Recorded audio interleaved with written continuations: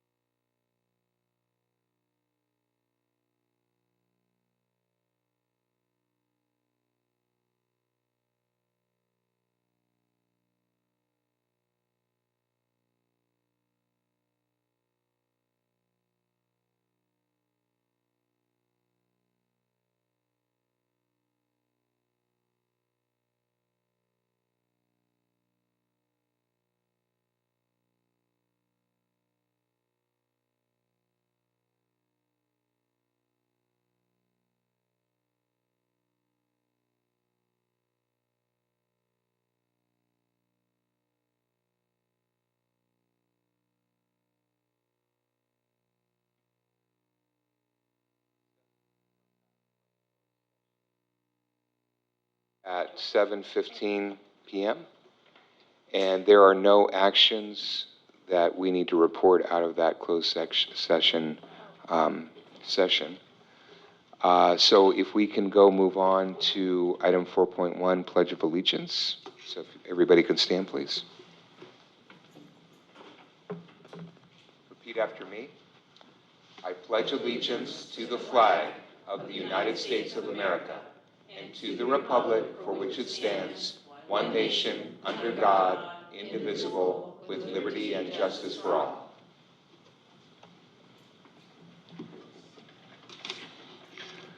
Okay.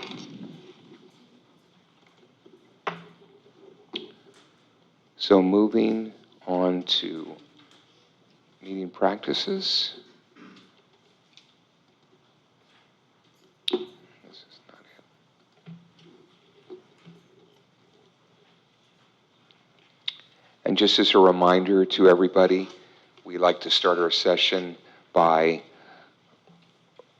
basically repeating the commitments that we as a board have made over the summer in our own board training. And so I'm going to read those quickly. So our board meeting guidelines, the conduct that we're trying to hold ourselves accountable to, is number one, we will keep our focus on the best interest of our students. Number two, we will work towards that future, learning from the past. Number three, we will stay focused on our goals and avoid getting sidetracked. Number four, we will build upon the ideas of others and look for common ground. We will paraphrase for understanding. Number five, when we have a difference of opinion, we will debate the facts of the situation and avoid personal criticism. We will address processes, not persons. And then finally, we will respect differences. We will never dismiss or devalue others. Okay. So moving on to 5.1, approval of the agenda. And my understanding is that we need to amend an item. Okay, and the item that we're amending is the personnel action. Okay, and can you just remind me hold on a second.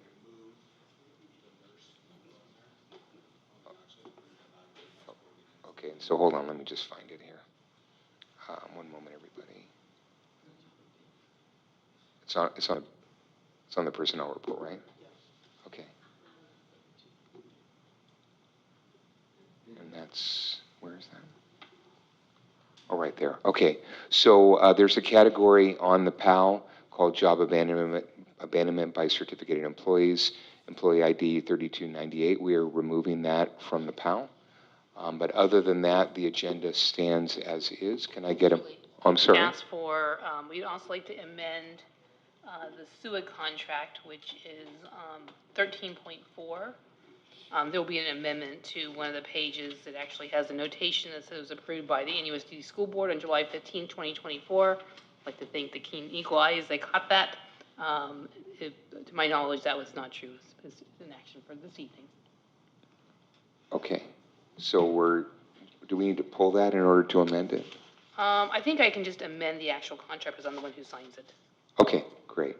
Okay, so with those two changes, can I get a motion to approve the agenda? I'll make a motion to approve the agenda. I'll second. So Vice President Jones moves, Member Plancarte seconds, and can we do this through board docs, Ms. Lemus?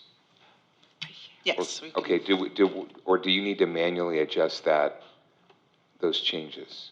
I don't know if you need to do that or not. I can adjust it later. Okay, that's fine. Okay, great. Online voting is open. Could you ask me for my vote? Yes. Yes.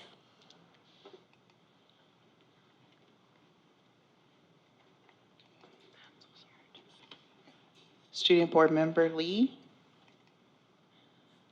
Yes, thank you. You're welcome. Board Member Thomas, yay. President Hill, yay. Member Nguyen, yay. President Jones, yay. And Board Member Plancarte, yay. Great. Okay, unanimous. So moving on to student report. So student member? Yes. Good evening, Board, Executive Cabinet, and community. There have been so many amazing things happening since we last met at New York Memorial High School. So to recap, last week was our Spirit Week, where each day our different classes had dress-up themes. The whole week would soon lead up to our skit assembly, where each class would perform a skit that the class officers created. This year, the freshmen did the Cars theme, sophomores performed a Teen Beach skit, juniors did Moana, and seniors did Phineas and Ferb. Shout out to our assembly head this year, Harnor, who logistically organized our assembly. A couple of things were particularly special for this year's skit.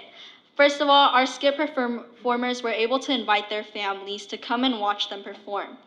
And secondly, this year, our school was able to hand out Cougar Pride shirts, which worked surprisingly well, as on Cougar Pride Day the football game, many students were able to show up to our school with these shirts on. It was great to see the blue and yellow worn by our Cougars that was not as seen before. And it's a competition, so the class that won was seniors won first place, then sophomores, then juniors, then freshmen. Okay. Later that night, our football team played against Eureka, where we had a loss of 7 to 14. But the score didn't matter because during halftime, it was time to announce our homecoming court. Congratulations to Juliana Barbosa, Oliver Chen, Marwa Chopin, Darius Coker, Alexander Garcia, Noah Hanohano, Layla Largusa, Michael Tellez, Darian Wolf, Gerardo Rangel, who was voted by our school, and special congratulations to seniors Marwa Chopin and Layla Largusa, who were voted queens by our 2025 senior class. Okay. Then on Saturday night, New York Memorial High School had our homecoming dance. Thanks to Anna Michaela Marzon, who is head of the dance committee, because her and alongside her dance committee in ASB planned our whole entire homecoming. We had a DJ, a chocolate fountain, photo booths, and a taco truck, making this evening a fun time. Moving on to our athletics department, our boys water polo team in their season, they're currently at 10 wins and 2 losses. And at our MVAL Center meet number 1, hosted by our high school, the freshman and sophomore boys placed 4th. Our varsity girls placed 1st, our varsity boys placed 1st, our JV girls placed 1st, and our JV boys placed 1st. So we all placed really good. Yay! And Kenji Kawabata was nominated for Mercury News Athlete of the Week after leading our Cougars to victory at the meet. So now I'll be announcing some upcoming events. If you would like to write it down, now is the time. Our New York Days is, this is not an upcoming event, but this is just to let you know that New York Days is coming up starting this Thursday to Sunday. Our New York Memorial High School students will be volunteering in the parade as well as the fair. Our Cougars will be breaking ground for our construction for our new turf field on September 20th at 7 p.m. If you would like to come, all are invited. And we are hosting a Cougar Camp this year on September 27th from 8 to 12 a.m. at New York Memorial High School. It will be $10 per child, and this is a time where kindergarten to 5th graders are able to come and play like sports and do like activities. And food fair will be on September 27th during lunchtime.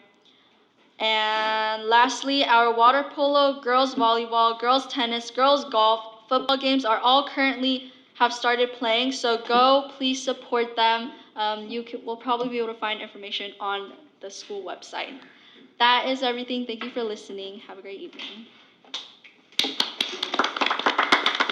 Thank you, student member. Any questions from the board? Member 1? I just want to highlight Joy and Patil won their doubles match today, and we didn't win as a team, but we are better this year, and I'm just super proud of Joy's leadership on the team, and I just wanted to highlight that. So good job, Joy. Thank you. Other questions? I have a question. So on your skit performance, do you guys video record that? I know some students video record it, but I don't think we do as a school. Okay. Yeah, You should unfortunately. recommend. But You this should MCA for might have. future years. Yeah, I will recommend that post for it on ASB YouTube. class. Yeah. Oh, yes. Okay, I will write that down and recommend it to them. We But- used to do a video yearbook. I don't know if you guys do that. Oh, really? Okay, let me write. But check with MCA, they might be doing something. But this year, all the skits were really good. Like, they were so well planned. Like, if you guys went and watched, how was it? I saw you there. It was amazing. I think for parents who haven't been able to participate, the overwhelming feeling when the juniors started was for the parents being there. It was definitely overwhelming, even for me, I've been able to and been privileged enough to witness several of them. It was just a different feeling this year, and I think for a lot of our students coming back this year, whether maybe I want to say we're out of the woods from the effects of COVID but definitely the Cougar Pride, I felt it really strongly, and so were the parents who were there that were in attendance. And I just also wanted to thank SEC for budgeting and Mr. Murphy at the high school for providing those T-shirts for all the students at the high school. It was wonderful to see them wearing them at the rally for Spirit Week, and they wore it at the football game and then throughout this week. And I think there's definitely, if anything, it's definitely something that we should support, getting T-shirts for all of the school sites and budgeting for that. I think it brings and lifts another element, brings another element to school pride in the district. And would you say, Joy? No, 100%, because all my other years, since I came back from COVID, all my other years, whenever we had Cougar Pride Day, no one would dress up. Like that day was especially when our numbers were low, but this year it was incredibly high. Yes. So it was great to see that change. And there was huge participation from all of the students and all of the classes this year, and it was quite a production in such a short amount of time because we've moved up all the dates because of the field being, the groundbreaking of the field. But normally I think it's in October, correct? Yeah. So the kids, they worked extremely hard, and I'm just super proud of you all. Good job. Enjoy, each class has a different color, correct? They have like a different way of recognizing the freshman, sophomore. Well, They were- not in the pride shirt. Everybody, it was all uniform. Oh, they were all, okay. Everybody got the same shirt, which I think is brilliant because, yeah, I think there's no division there. But in prior years, yes, the seniors had different colors, and juniors had different colors in sophomore and freshman.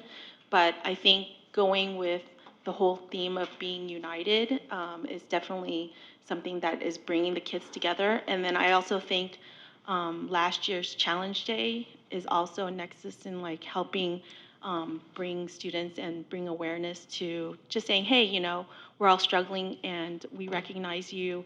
And with that continuance this year for our freshman class, I think it's going to continue to be better. So, and then with the SRO too. So I think all of these factors make a huge difference and positive impact at the high school. And I believe it will too at the junior high. So thanks, Joy, for the update. Okay, moving on to employee organizations. So NTA, Ms. Villa. Good evening, Board President and school board members and executive cabinet. My name is Sherry Villa, and I'm president of our Newark Teachers Association. To start off, I'm going to somewhat piggyback on student board member Lee's presentation. I don't know if any of you caught the last city council meeting where they announced the grand marshals for the Newark Days Parade. It's going to be our boys soccer team and our coaches who are NTA members.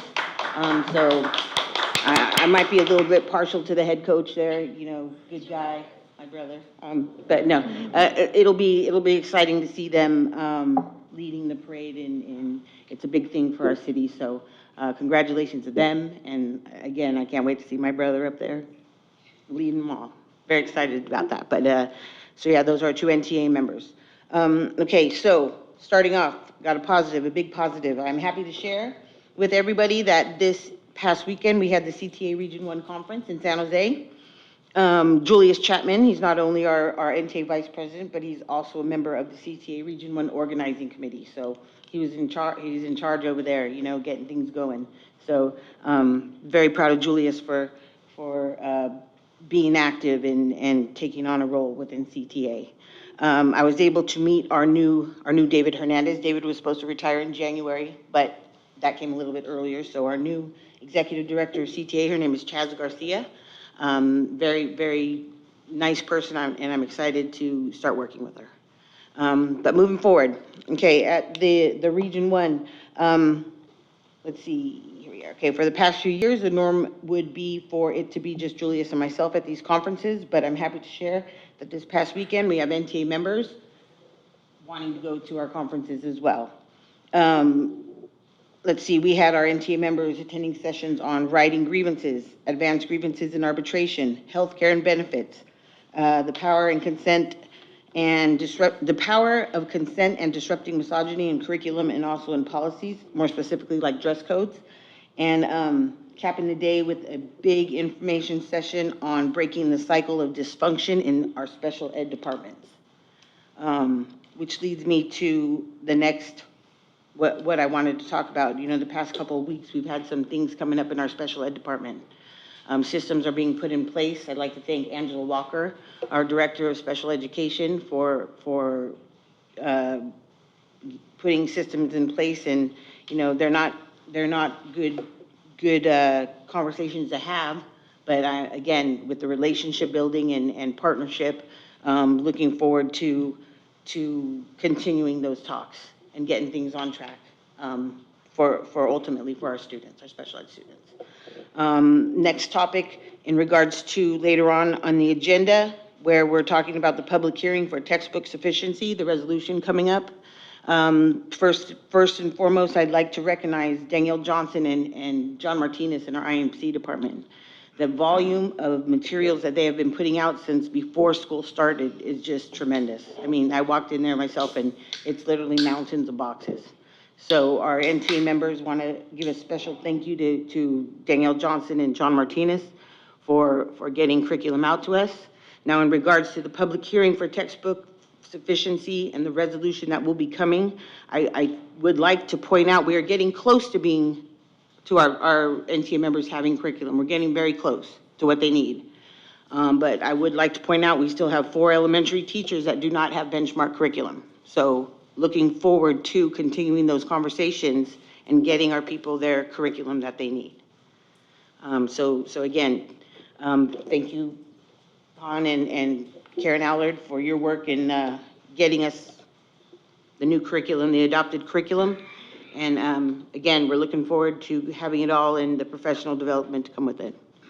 Okay, and then finally, the relationship building. I know that's a focus that we're talking about this year. It's definitely shifting in a positive direction. I'll point out every time what's going on at the junior high. Principal Vince over there, I call him Principal Vince. At their last PTA meeting, they had 65 people, roughly 65 people at their PTA meeting, which is phenomenal. When my oldest was there, we were running on 8 people at PTA meetings, and now they're over 60. So, and I don't, unfortunately, I'm sorry to say, I don't know much about what's going on at the high school with the PTA meetings. I do plan on being more informed eventually with what's going on there. But as far as the effects of shifting things and keeping a focus on relationships, just go take a look at it yourself. But other than that, thank you. Thank you, Ms. Villa. Do we have a representative from CSEA? Okay, do we have a representative from NUMA? Welcome, Ms. Palomino. Good evening. Good evening, President Hill, Board of Trustees, and Executive Cabinet members. My name is Christy Palomino, NUMA president. In the first 40 days of school, NUMA has been very busy. We have been working hard to improve the experiences students have at school every day. Some of our members have attended professional learning opportunities, including social emotional wellness for students and for staff. We have helped lead and facilitate professional learning of teachers and support staff here in the district as well. Teachers are continuing to receive their curriculum thanks to Danielle and John. Campuses are back open to parents, volunteers, and visitors, taking the important next step in returning all of our schools to a place of community hubs. In fact, at 2 of our elementary schools, Coyote Hills and Schilling, we partnered with Bella Eye Care Optometry in Newark, along with VSP, providing free eye exams for students who return their packets. And then those students who needed glasses were able to choose frames right then and there, and they will receive their glasses within 8 weeks. The glasses will remain at school until the end of the year, when the students will take those glasses home. And we look forward to continuing our partnership with Bella Eye Care and partnering with other community resources, providing resources for our students and families. We want to highlight the work of our supervisors in having meaningful goal setting and evaluation processes for every NUMA member annually. This allows us to reflect on our current status and push to develop further. It is through the alignment of personal goals, professional development opportunities, and guided reflection and coaching that we will continue to bring our best to serve this community. We remain as an association dedicated to every student every single day. And NUMA wants to acknowledge the dedicated work of teachers and staff supporting all students with fidelity with implementation of our PBIS expectations of be safe, be respectful, and be responsible at both Coyote Hills and Schilling. Both Coyote Hills and Schilling earned gold status in 2024 and will be honored during our PBIS conference in Sacramento. Thank you. Thank you so much. Thank you, Ms. Actually, Palomino. Christy, if you could just stay for just a second, because I know I was going to make a comment too during my superintendent's comment about the PBIS. So thank you for sharing that work. We're really super excited, very proud of for both Schilling and Coyote Hills to make gold for PBIS. When we do have our awards here, we'll bring you back so we can celebrate with you right here in the boardroom. Fantastic. Okay. Thank you so much. Thank you. Thank you.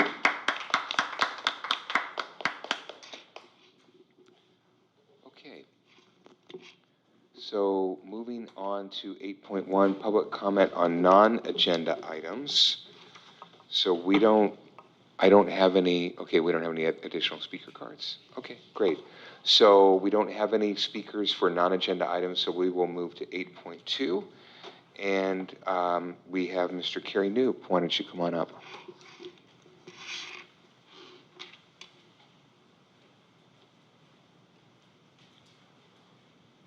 Hi, this is referring to the Constitution Day. Happy Constitution Day. I assume that every student in NUSD got some Constitution lessons today at the school. It's actually federally mandated.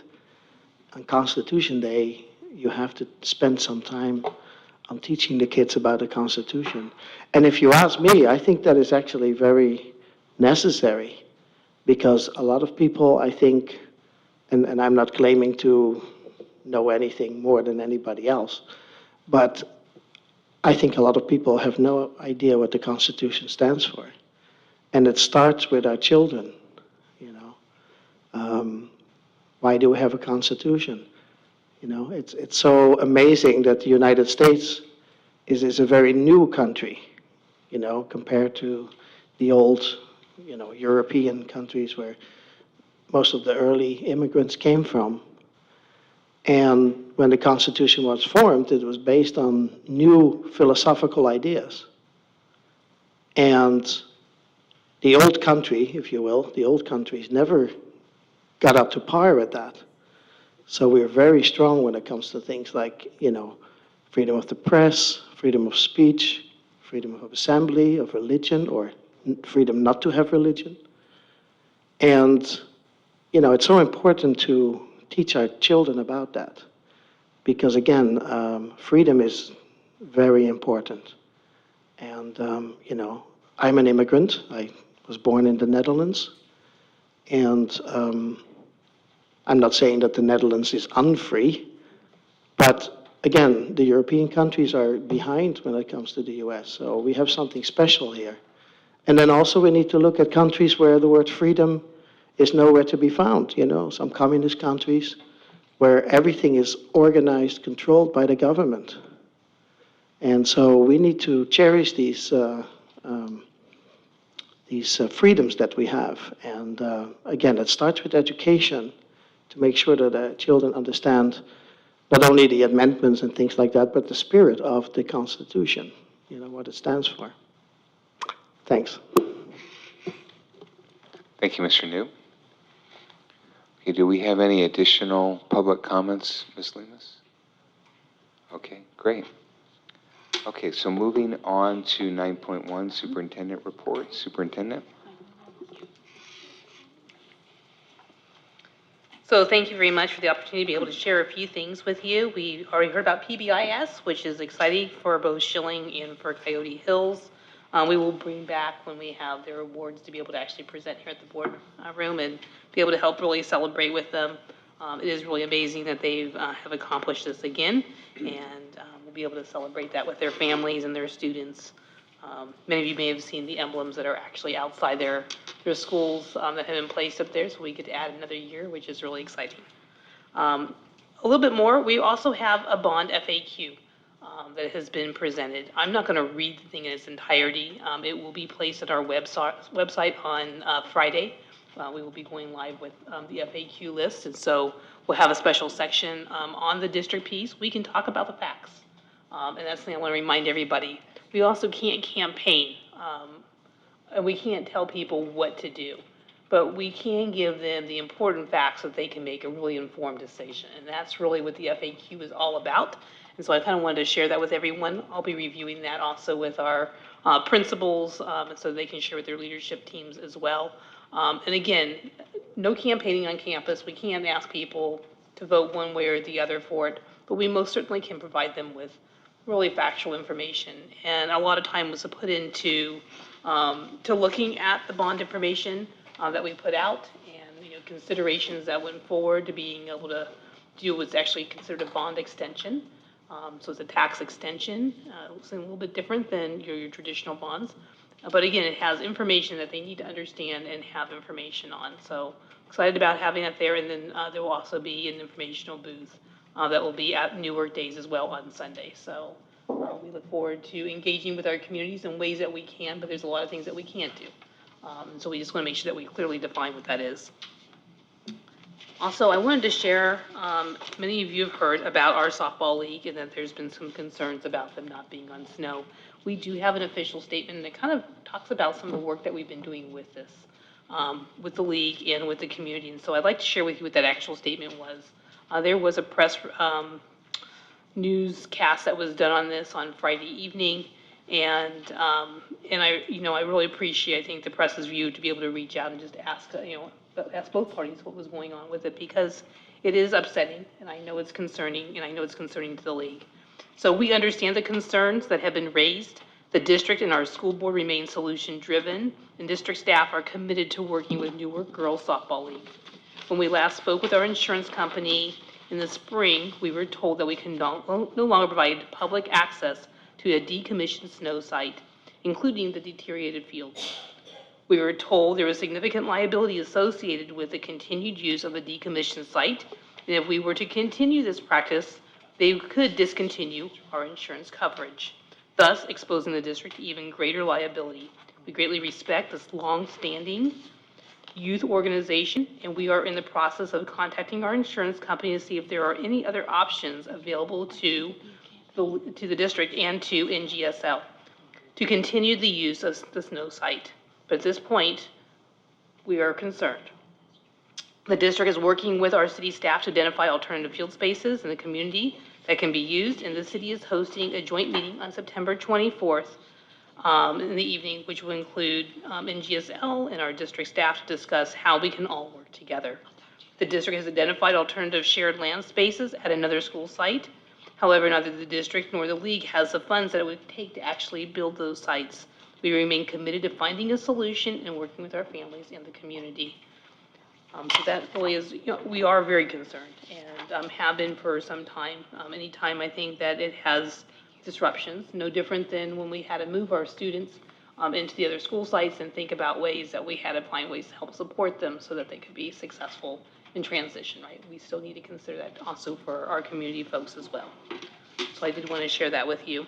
Additionally, we've got our groundbreaking that will be happening for the track and field this coming Friday at 7 p.m. and there are plans underway. And I really want to thank the site staff for the planning of this, and also I want to thank our new assistant superintendent, Jose Quintana, who's been working on this behind the scenes and working with the school to really make a really nice event to make this special. And of course, we really can't wait to have the grand opening. That will be the best part. So, and that will be happening in the spring. So, of course, you all are invited. It's at 7 p.m. over at the field, and then the football game will start at 7:30 p.m. Great, thank you, Superintendent. Questions from the board? Oh, wait a second, I still have one more. Oh, I'm sorry. I'm sorry. Sorry. I'm not done. I got more. The floor is yours. Thank you very much.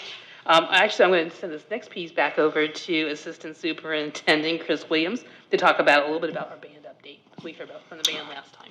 Yes, so the good news is we have 2 qualified applicants that were submitted for the band, one from NYU out of New York University, which is a prestigious band and instrumental school, as well as a individual that was part of the Cal Berkeley Marching Band. He will be interviewing this week. I'm not going to disclose any names yet, but a very highly qualified candidate that we were able to recruit over last week to get them on board. So hopefully I'll have good news on having a full-time band director at the next board meeting.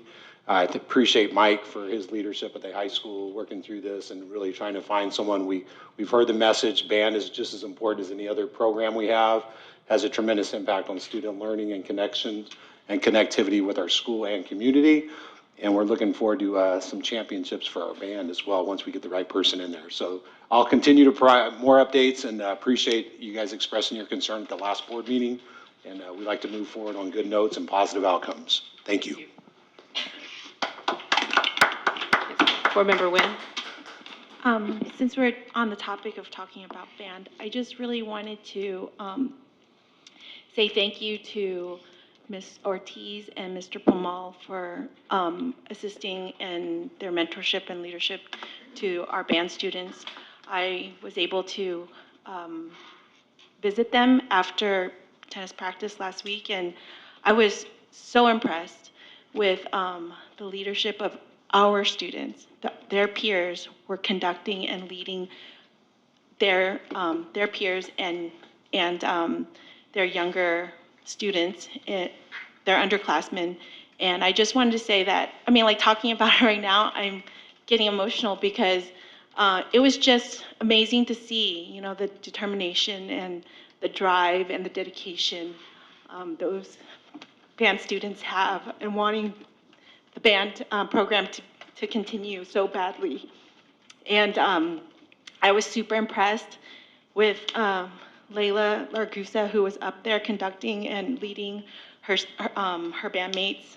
She's so deserving of the Homecoming Queen nomination and position on the court, and so proud of her and the rest of her classmates who are upperclassmen. Darius Coker, he was there, and Patrick Sarmiento. And then I also wanted to appreciate Ryan Waters, who conducted the Star Spangled Banner at the game. They're just amazing kids. And I was privileged to have a conversation with Patrick Sarmiento, and he said, you know, and it kind of resonates with me. Sometimes, you know, our band students our visual arts or any of our art students, they may feel, and our drama kids, they may feel, you know, not part or included in the everyday activities of high school life, and feel like they're a little bit outcasted or not popular, right, to that extent. And I just wanted to say that our students at the high school are amazing. what they're able to see beyond their peers, and also be really inclusive towards each other and really lifting each other up in times when, you know, when they have to help themselves in order to succeed, and without enough resources. I just wanted to say that it was super impressive.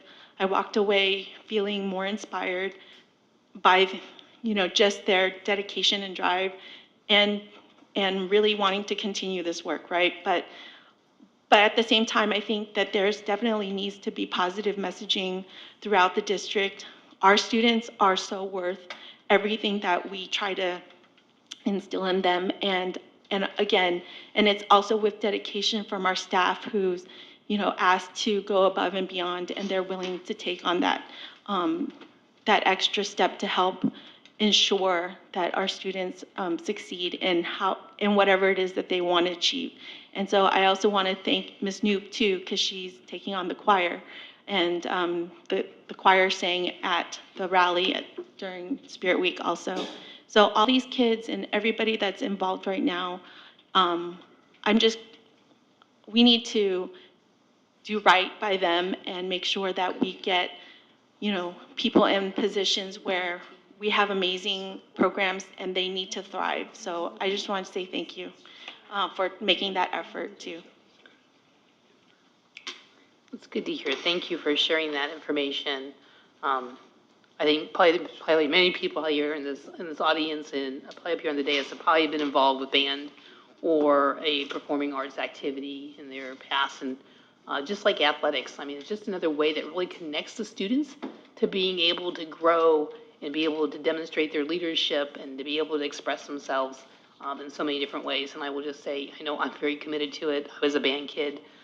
Loved it, played a lot of different instruments, and it was a really big part of my life, I know, in high school, and so I know how important this is. So really excited about some of the extensive resources that we've gone to be able to really try to secure a great person. Yes? And once again, while we're on the topic of band, for those who want to put a face like to the name, Darius and Layla, our homecoming court people, they were the ones who spoke up last meeting about the band. So those students were the ones who, like, they actually came to our board meeting and did a public comment, and they were both on our homecoming court. So it was, yes. So it's well-deserved, great. I love them. So Ms. Fakar, do you yield the floor? I do. All right, so, Although your haircut's so cute. well, so questions from the board for regarding superintendent report? Yeah, and again, also just echoing what was said, I mean, I think that band is super important, and it's something that really, I think, electrifies a school and creates school spirit, and so, you know, definitely we want to be supportive of that, and since we had heard the details from the last meeting, so I also actually reached out to some of the teachers at my school because we have a really good band program, and just to say, you know, do you guys know any people? So so if your contacts don't come through, I'll try to see if there's other people, because, you know, it's all about the network. So, yeah. Okay, great. Okay, so moving on to U.S. Constitution Day, September 17, 2024, Superintendent. Thank you. I want to take this important moment, and I want to just thank one of our community members who got up and spoke earlier, Mr. Noop. Oh, you're back. Mr. Noop reached out to me and talked about the importance of U.S. Constitution Day, and I couldn't agree more with him. This is a really important day in our history of the Constitution, and for many of you, I mean, it's really stood the test of time. I mean, I think our forefathers were really brilliant in how they really came together and they thought about so many things that have been done with it. It was originally formed in 1787, and the founders signed this as being the most influential document in American history as the U.S. Constitution.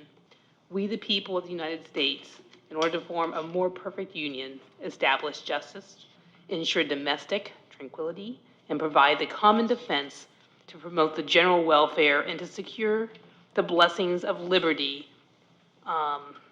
in ourselves in order to, I'm sorry, I'm having a hard time reading this, ordain and establish the Constitution for the United States of America.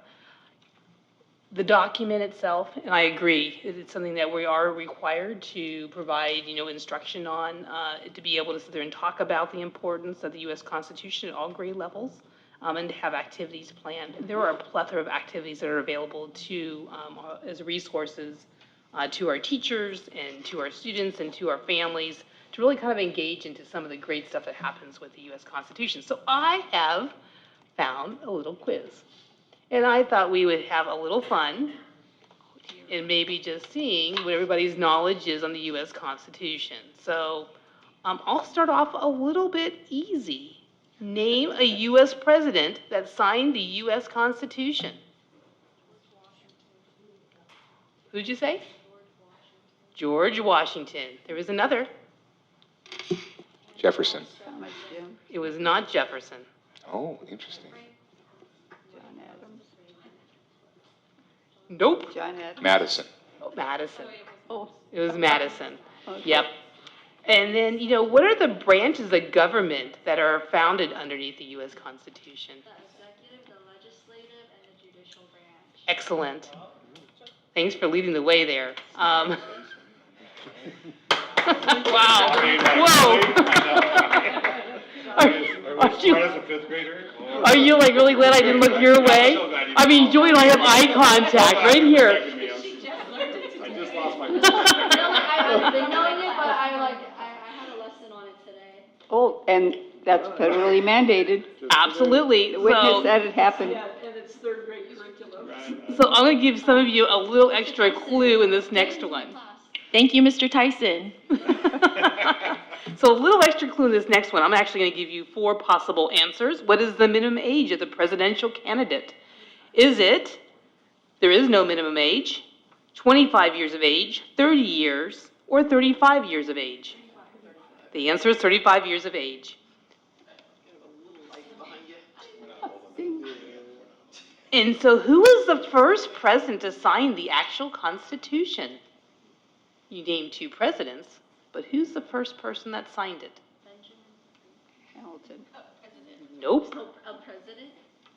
Oh, first president. No, I didn't say it was a president, but who was the first person that signed it? It was not Adams. Okay, I'll give you a little clue. It could be Franklin, Washington, Madison, or Jefferson. It's not Madison. No, it was, I'll put you out of your misery. It was Washington. Yeah, they gave the president the okay to go ahead and sign it first. Guess that makes sense. I thought it was an easy one until you all went through the process, and I thought, okay. That's all right, we've got this. So where did the Constitutional Convention meet in 1787? Philadelphia. Philadelphia. A miracle in Philadelphia. That's correct.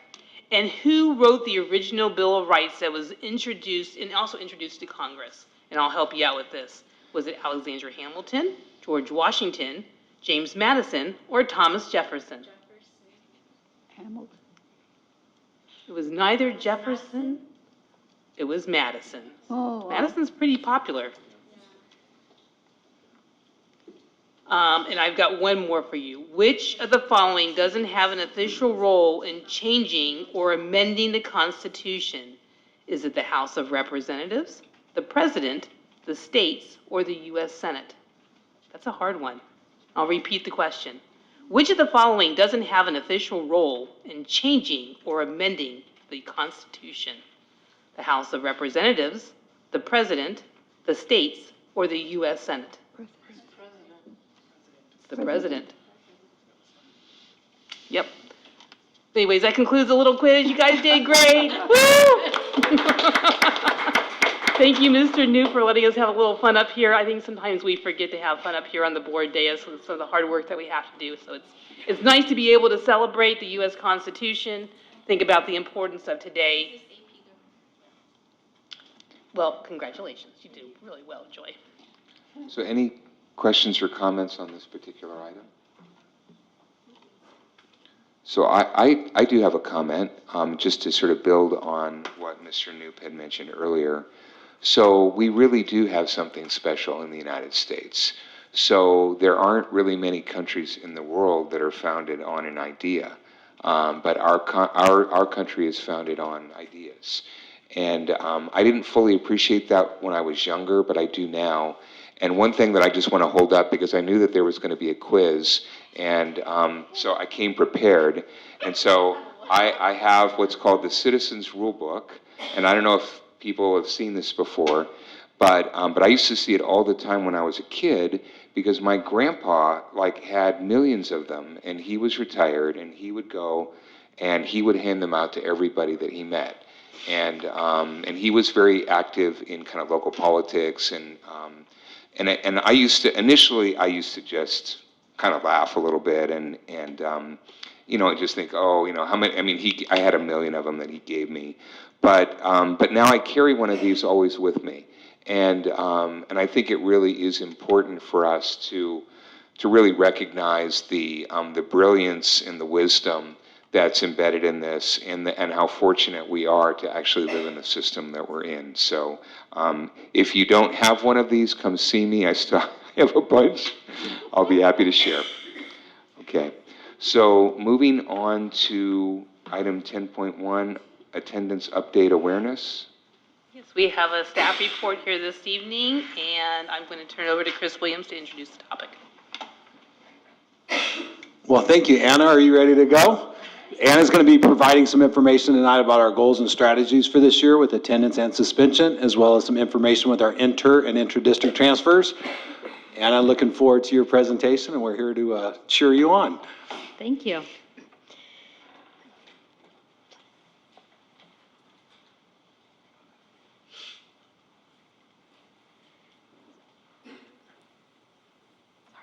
Good evening, School Board, Executive Cabinet, and Newark community. My name is Anna Scoville. I'm the Coordinator for Pupil Services.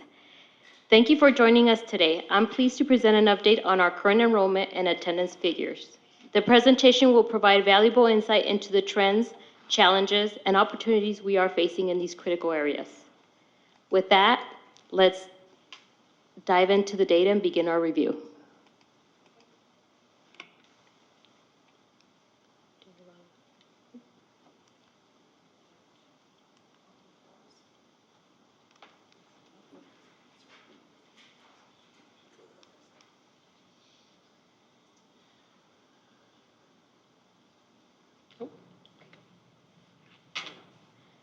Thank you. Yes. So I'm going to start by talking about our enrollment update by school. So as we know, a lot of our neighboring districts are declining enrollment. I do want to take a moment to make sure that you know these enrollment numbers are as of September 5th. So we do have current enrollment numbers.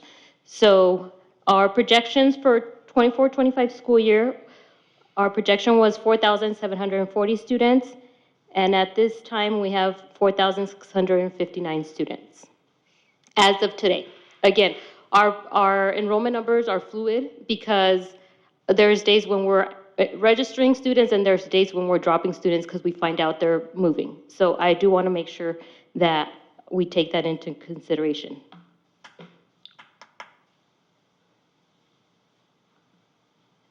Thank you. So let's take a closer look at our transfer requests. I do want to make sure that we understand inter-district transfers are in elementary transfer requests. Our inter-district transfers last year were 83 requests and we approved 17. This year we had 106 requests and we were able to approve 54. Top reasons for the transfers were suspensions of the DLI program. Siblings were attending a certain school, so they wanted their other child to attend the same school, and school placement. So those were our top reasons why people wanted to transfer to another elementary school site. For inter-district transfers, these are our students that leave our district and attend a different school district. And those numbers are consistent with last year, as you can see. They were consistent. And also top reasons for leaving our school district: parent employment, continuing enrollment, specialized program, and the suspension of our DLI program. And incoming, also top reasons for incoming: continuing enrollment, parent employment, and siblings were attending our district. Next, please. So attendance. One of our superintendent's district goals is to improve attendance and decrease suspensions.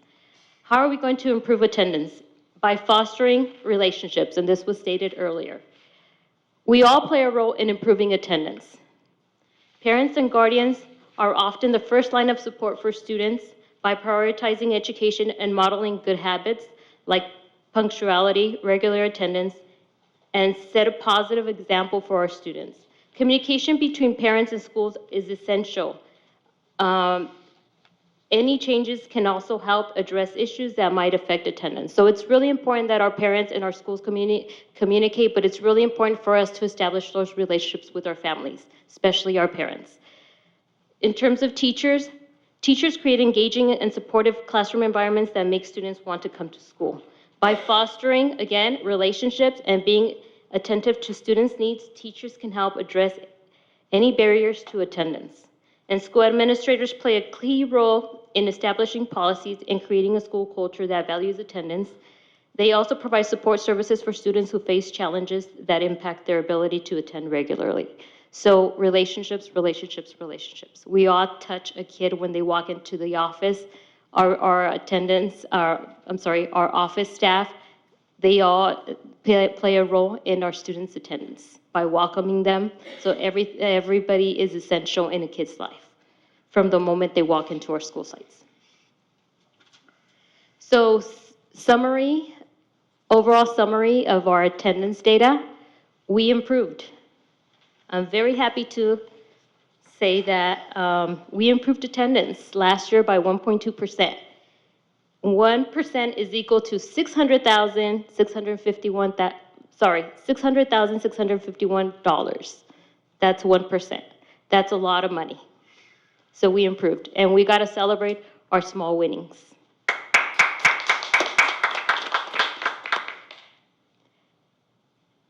Next, thank you. So 48.3% of our students fall in the excellent and satisfactory group in terms of our attendance for last year. 51.7% of our students miss more than 9 school days.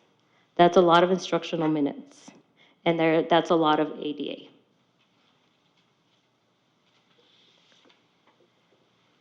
An equity view of attendance. We have a total of 86 students who identify as Pacific Islanders, and almost 50% of those students are chronic or severely absent.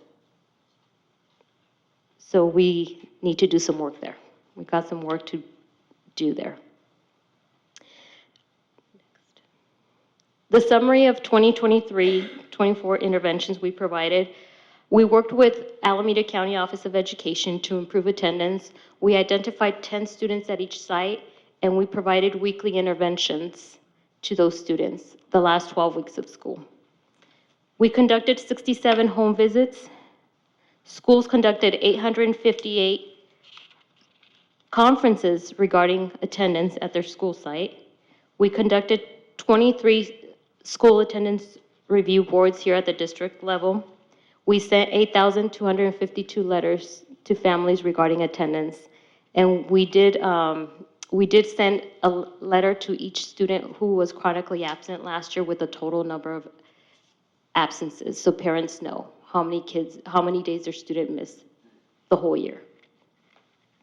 Summary goal for this school year and strategies. So we want to improve 3% improvement for our identified student subgroups. How are we going to do this? We're going to remove barriers by connecting students to resources such as those provided by our community agencies, increase awareness about how attendance impacts students, and increase site team access to timely attendance data. Summary of more strategies that we'll be using. So in August, we started monitoring our students that we started last year. Early identification of students, began training administrators. September, it is National Attendance Awareness Month. We provided site data, so we did site data review, continued training administrators. The letters for attendance started going out in September. We started to conduct SARB conferences at the school sites. We started to schedule our SARB hearings at the district level. We're in the process of hiring our school community liaison. We did conduct a few home visits so far. December to October, we're going to continue to monitor attendance, continue to do home visits, cost referrals, SARB conferences, holiday and attendance letters, continue site data reviews, recognize students who have improved their attendance, and refer to positive attendance care team through ACOE, which is new this year. In summary, a collaborative effort among all adults involved can significantly impact student attendance, leading to better educational outcomes and overall student well-being. Thank you.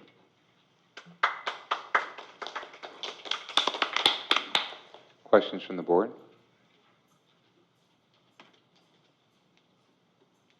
So, Ms. Scoville, thank you for the great presentation. If my fellow board members don't have questions, excuse me, I have a couple.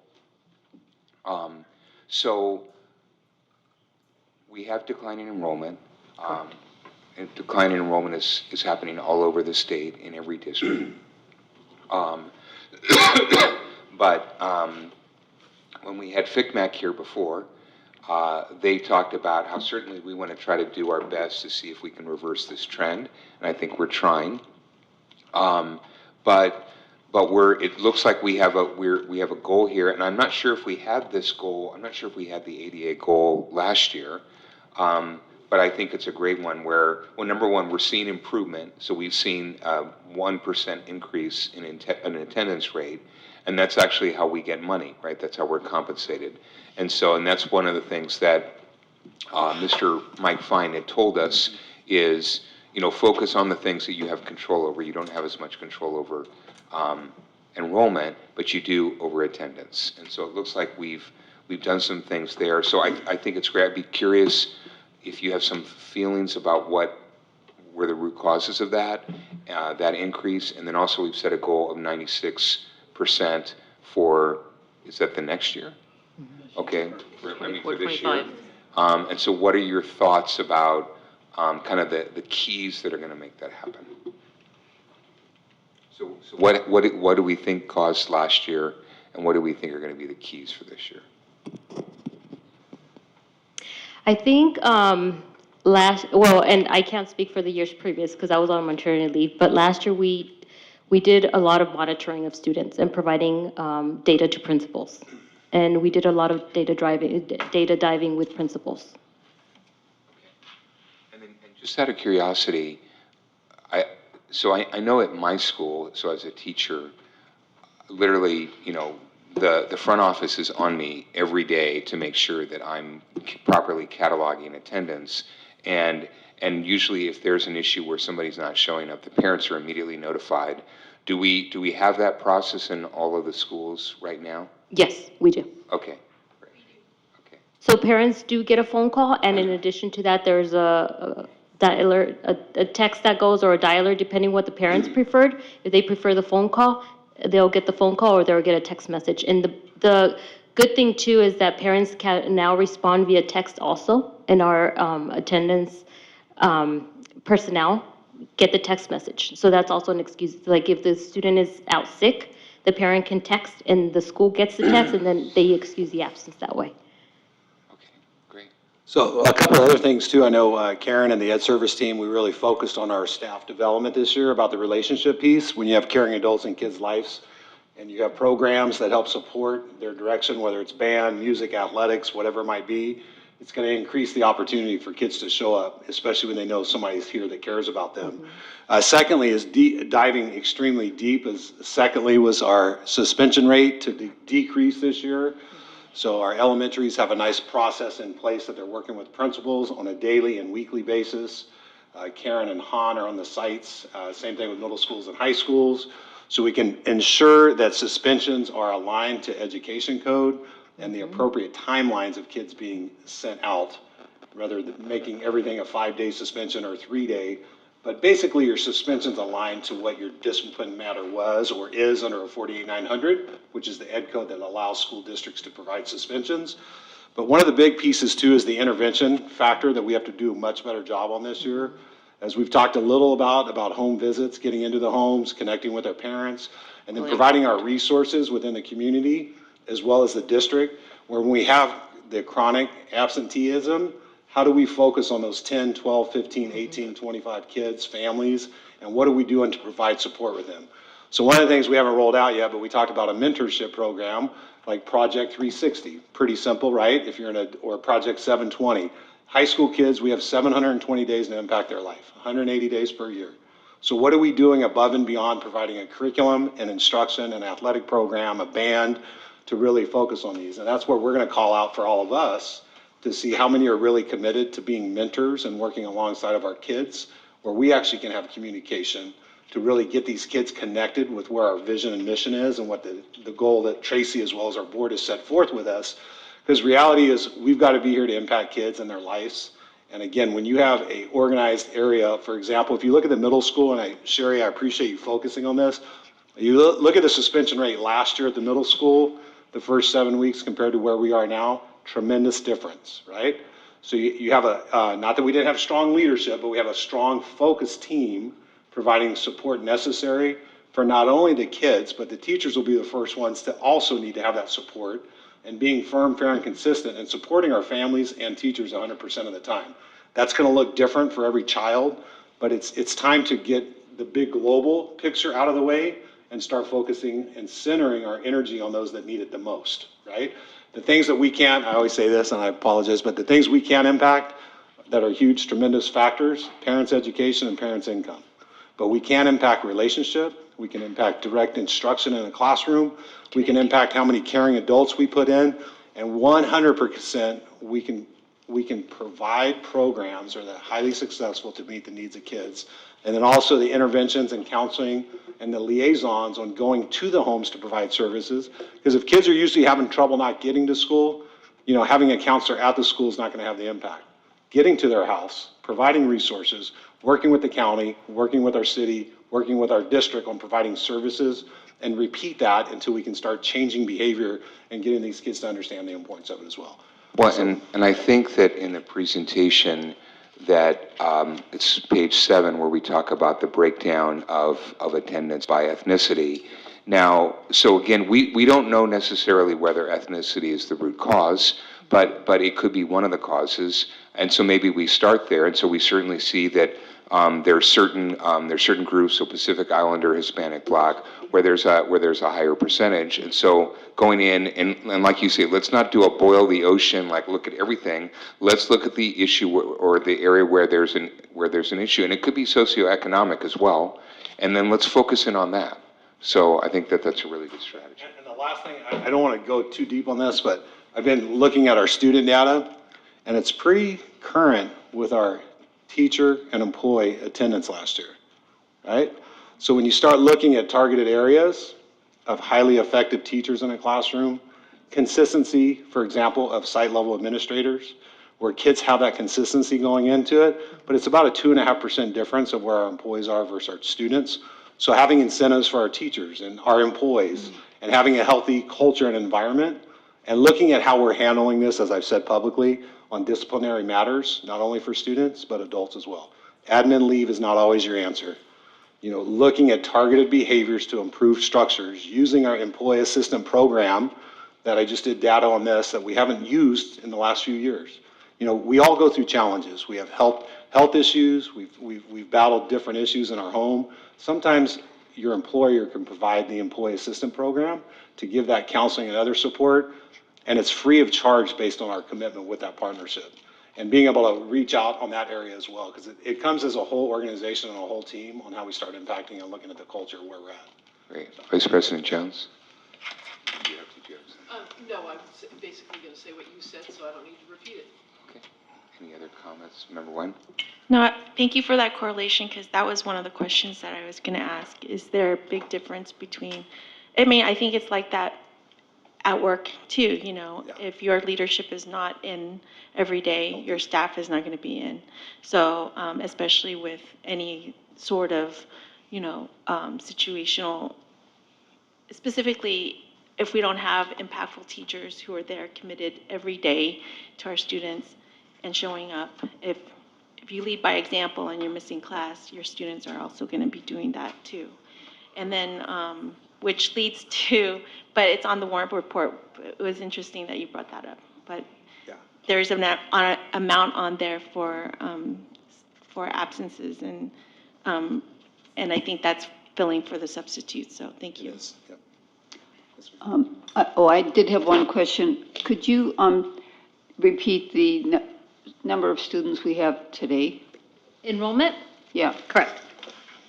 We currently have, as of today, 4,659. Thank you. So the 4,680 was probably a week ago or something? Beginning of September. Beginning of September, okay. Because I have to upload my reports before, like a week before, so I have to get them prepared. So example, like, we had 3 new kids come in today and 2 leave, right? So your number's gonna be fluctuating by 1, but every day as it goes through.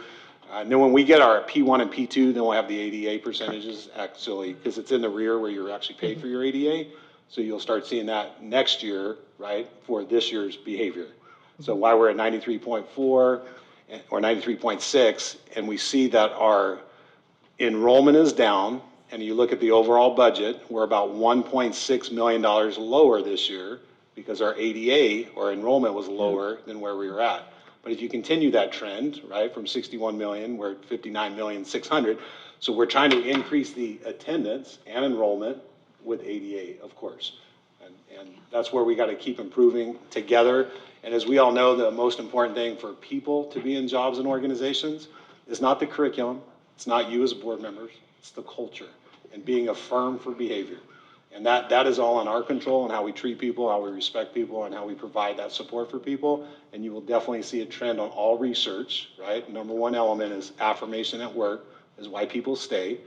And then you'll see attendance continue to increase when you're in a trusting culture and building a foundation for all of us to want to be here, right? So. I think it would be helpful to have monthly updates we used to have them on enrollment and attendance, because that's 21 students we've lost in the last 2 weeks, so. Sure. So part of what you see with losing some of those students is some of those students just never showed up, like they never came into school. So as we were making our phone calls and we were finding out the parents had actually moved, we just haven't received the paperwork. Oh. So some of that kind of gets washed out just a little bit. So that should level out. Yeah. It should be leveling out. Yeah. So we should be at about level now, and really our P1, which is why P1 is located when it is, you know, for the October date, right? That's usually our census date that we use to move forward. So those will be important factors as we sit there and move forward in the overall cycle as we do our reporting for first and second interim to be able to capture that data. Yeah. The last piece I just want to just go back and just do some clarification on, it was in no specific order as to the rationale as to why some parents chose to pull their students or ask for a transfer within our district. I know there was a question about the DLI that was mentioned as far as DLI being one of the reasons.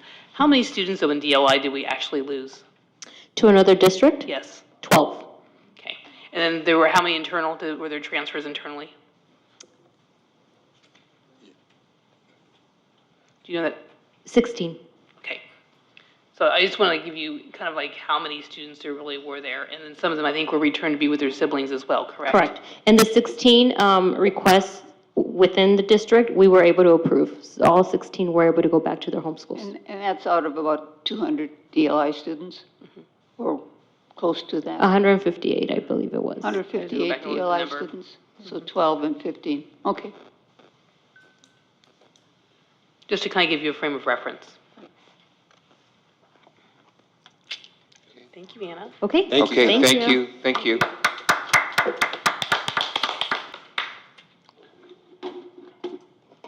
Okay, moving on to public hearing, sufficiency of instructional materials. So, hold on a second. So I just need to open the hearing and then close it, right? Okay, so opening the public hearing on sufficiency of instructional materials.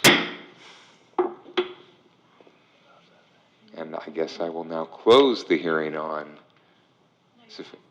If there's any comment. All right, is there any comment? We do have a comment from staff that we just want to be able to share with you. Okay. Thank you, Superintendent Fakar. I would like to share that we had annual Williams visits from the County Office of Education for BGP, Newark Middle School, and Newark Memorial High School. We received an affidavit from the county office for all sites documenting that each site had sufficient materials. On Monday, September 27th, we did receive a Williams uniform complaint for Birch Grove Primary. We have responded to this complaint in writing regarding the concerns and have indicated our response that students have access to instructional materials. While some students are still waiting for hard copies of materials due to delay in shipments, we are in compliance with all Williams Act's requirements because we can verify purchase order and shipment dates. All students and teachers have access to instructional materials via online platforms, and the Ed Services staff will continue to monitor and check in with our IMC staff and teachers to ensure that they have what they need to support student outcomes. Thank you, Ms. Allard. And the last piece to that is you'll actually be taking action on the actual resolution at the next board meeting. Great. Okay, so if there's no further comment, closing our public hearing on sufficiency of instructional materials. Okay, and so now we're going to move on to consent agenda personnel items. Does anybody want to pull anything from the consent agenda? Okay, can I get a motion to approve item 12 consent agenda personnel items? I'll make a motion. We have a second? I'll second. So Member Blancarte moves and Member Thomas seconds. And student member does not vote on this, right? Okay. I don't know. Yes, on the executive For contract? for personnel items. Yeah. Okay, so can we do this through board docs? Yes, we can.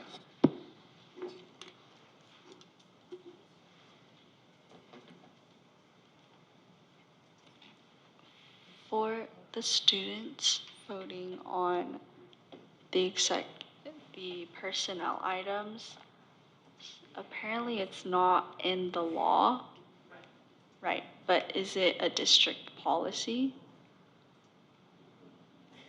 No. So that means I can vote on it, right? Yes. I know it's So- been a practice of our district, so I really can't speak on what the practice was, and so I'd have to go back and probably review what's inside the board handbook. Yeah. Well, and could we get clarification? Because like I've heard this from multiple people and across multiple districts. And I'm wondering if we could go talk to CSBA, because I would think that if anybody knows, Yeah. CSBA would know. Because my vote, from my knowledge, is that it's simply a preferential vote, so I'm just giving my opinion and I don't, unless it's in closed session, like consent agenda, like I could also give my opinion. Just like moving forward, also for like future student board members. I'll be happy to go get clarification. Yeah. How's that sound? Yeah. And I think the reason to have the student preferential vote first, not Yeah. answering the question of whether you can vote or can't vote, is that it allows the board, before we make our vote, Yeah. to listen to the student voice. That's the most important piece, I think, is to Yeah. hear, commentary on the impact or effect that Yeah. it might have. Yeah. And I think, like in one of our past board meetings, we had a position moving. So like we were terminating a high school counselor position at our district. And like as a student board member, like I wouldn't, unfortunately I couldn't be there at that meeting, but I wouldn't have agreed with that. Simply because like I feel at our high school site, like currently we have 3 counselors, and like if one of them is out, like that's 2 counselors taking double the load of student caseloads. And then, yeah, so that's why. Okay. Actually, sorry, wanted to add on one more thing. On the high school, like, counselor position, do we have, like, a plan to bring? It's not agendized? Okay. Okay, so. But Joy, you can make a request at the end of the meeting. So are you going to send the votes? I mean, send the Yes, board down? can you confirm the first and second motion before? So it was Member Plancarte moved and Member Thomas seconded. Okay.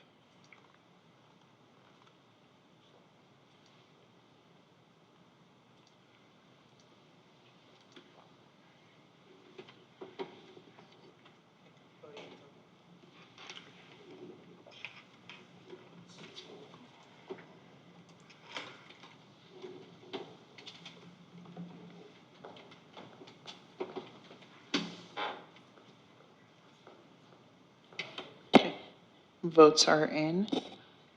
Member Thomas, yay. Member Hill, or President Hill, yay. Member Nguyen, yay. Vice President Jones, yay. Member Plancarte, yay. Great, motion carries. So moving on to item 13, consent agenda, non-personnel items. Do we want to pull any of these items? Member Jones? I'd like to pull 13.13.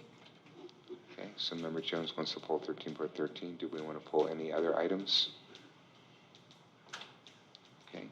Can I get a motion to approve 13.2 through 13.12? With 13.4 being amended. With 13.4 being amended? I'll make a motion to approve 13.2 through 13.12 with the amendment on 13.4. I'll second. Vice President Jones moves, Member Plancarte seconds.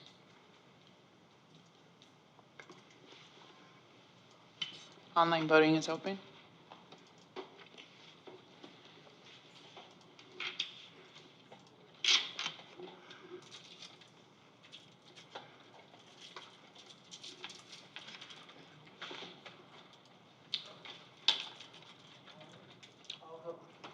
All votes are in. Member And Thomas? hold on, we got to ask a student board member. Okay, my apologies. Student Board Member Lee? Yes. Okay. Member Thomas, yay. President Hill, yay. Member Nguyen, yay. Vice President Jones, yay. And Member Plancarte, yay. Great. Okay, motion carries. Okay, so Member Jones, you want to pull 13.13? Yeah, I asked to pull 13.13 because it is around the board policy and administrative regulation 7214, which is on the general obligation bonds. And I just wanted to make a comment before we vote. I want to make sure that the community does understand and is aware that we have added significant language above and beyond CSBA's recommendations to both the BP and the AR, the board policy and the administrative regulation, prescribing how the bond funds cannot be used and how to include additional oversight. The suggested additions were made by community members to help protect the monies raised by the bond Measure O. I also want to clarify that the bond monies can only be used for construction, reconstruction, rehabilitation, or replacement of bond facilities, including the furnishings and equipment of school facilities, but does not authorize the acquisition of real property, nor can the monies be used on personnel. The administrative regulation not only requires a citizens oversight committee, but we have also included a bond advisory committee of at least 5 members, including, but not limited to, not more than 2 members of the board, 2 members of the citizens oversight committee, 1 member who is a parent/guardian of a district student, 2 members of the community at large. The committee will meet monthly during the period in which the bond funds are being expended to review the district's facilities master plan, advise the board regarding project priorities, review the method of allocation of budgeted bond funds, and make recommendations to the board at regular board meetings. Simply put, the bond monies will help free up monies in the general fund that would otherwise be used to maintain or repair school facilities. And the reason that I'm bringing it up and spelling this all out is that it is really important that we make sure that the monies that are raised with this bond money, or with this bond, are used the way they are intended to be used, and to be used with consistent and good oversight. I realize also that by having a Citizens Oversight Committee and a Bond Advisory Committee, that may appear to be overkill. But if, and so this is what is in the proposed wordage and language of this. If the board feels that this is too much, or anyone has a comment about the fact that it does include those two committees, I wanted to bring that up also, just so that we have an opportunity to have that discussion if need be. Otherwise, I am happy to vote on this, but I just wanted to make this, I wanted to say what I said. Thank you. Member Nguyen?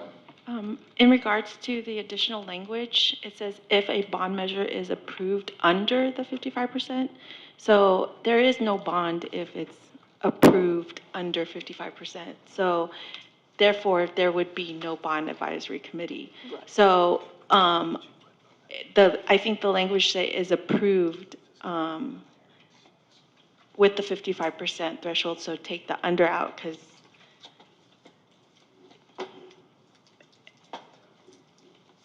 technically, we don't have a bond if we don't pass it Right, by the with 55%, yes. So I think the word under needs to be stricken out. Okay. You also have, in the very beginning, lower 55%. Yeah. So you're striking out that. And Can we approve it with that? Yeah, because That change. in the CSBA language, it has 4 bond measures requiring 55% majority of the vote. So we just want to make sure that the language is consistent. But other than that, I'm fine. But the 2 members of the board who are on the committee, I don't believe that they should be voting members, because then this committee would have to be run as a Brown Act committee. Right, that's why I was saying no more than 2. I think even if there's, Second they start voting. yeah, you can't vote. So I think there needs So to you- be clarification on the 2 members of the board. They need to be non-voting members of Okay. the committee. That makes a lot of sense. They would also be making an official vote when they're up here, so it would be, some would be in violation of that. Okay. Yeah. So let me make sure that I write all these down so that I can help to go back and to fix the amendments. Point of clarification, so are we saying that the CBOC will be under the Brown Act, but not this committee? The CBOC, there are no board members sitting on that committee. Right, but we still require under Brown Act to report Yeah. all of our. It's a Yes. Brown Act committee. topics. Yeah, it's a Brown Act So committee. the question is, with this committee, the separate committee, would that be under those guidelines as well, the Brown Act? Is this just a committee to liaison with the CBOC? I'm just trying to figure out the correlation between the two. That's a point. I think it may by definition be a Brown Act committee and just by virtue of what it's doing, Yeah. right? So, honestly, I don't really see a need, especially if we already have a Citizens Oversight Committee for the bond. But I understand that, we want additional eyes on it. If that's the case, then we can, I don't know. I don't have a recommendation. When I was reading that, those are the things that popped out at me. I think if I recall, the reason that this was recommended is just to ensure that the priorities that we set, we have input on those priorities from a group. And that group is defined here as Citizen Oversight Committee, parent guardian of the district, 2 members of the community at large. I really think that I heard loud and clear that the concern is that when we do set the priorities, that they are looked at and advised to the board by a committee. And I think that's what, we were trying to do by including this language that had been suggested, was to make sure that that was what was happening. So I guess this is the second read. We have the choice of, do we want to approve this without the bond advisory committee? Are we okay with that, or we do want it in there? I think we bring it back. My recommendation is we bring it back for another reading, and maybe we meet with executive staff to determine the nature of the committee. We put in the verbiage that people have mentioned about non-voting members and things like that. So I think it takes a little more work than doing anything tonight to approve it. Sounds good. I would agree with that. I think it's critical that we do allow the time to really think this through and ensure that we're providing the correct wording and the correct transparency. And also, we have to remember that when we sent out the survey, that the majority of what was provided back was, the feedback was that we wanted the community members will pass or will vote to pass this if the monies are used exactly for what they're intended to, which is to repair and renovate our current structures. Just to be able to share, I think also the intent of having the additional committee, I think is to kind of look at it almost like a living document, right? As to what is needed with the repairs. Like, it's nice to think that you can project what you're going to need 10 years from now, but you really don't know what you're going to need. Right. Right, and so I think to be able to get additional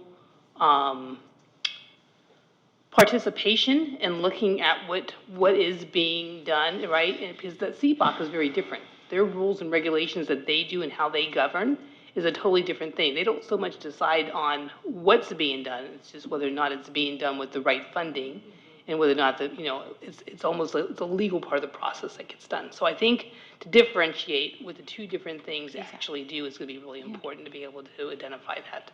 Correct. I think that's, this is an advisory committee. This is like what we're trying to spend the money on. And then the oversight is what has been completed and what was missing. So I think there needs to be differentiation. But my honest opinion is that we have trouble filling the oversight committee. Are we going to be able to fulfill an advisory committee also? And that's, And the advisory piece can also be done just even through certain kinds of surveys to be able to get information, even if it's a subcommittee of the board.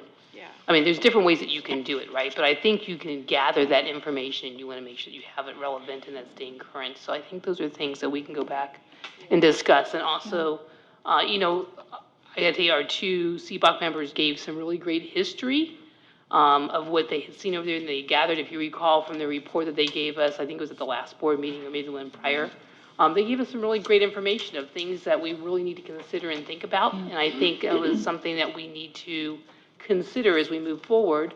How do we continue to make sure that communication, our objectives, are clearly out there in the forefront? Because there's a lot of memory that people don't remember, like what we actually purchased things with the bond, that I think over time they just think, oh, we did that with the bond, it's still good. Well, it was a long time ago. In some cases, it was almost 30 years ago that the funds were spent on it. And so those things have aged to a point that they're just not even just maintenance and operations, they're really significant repair costs.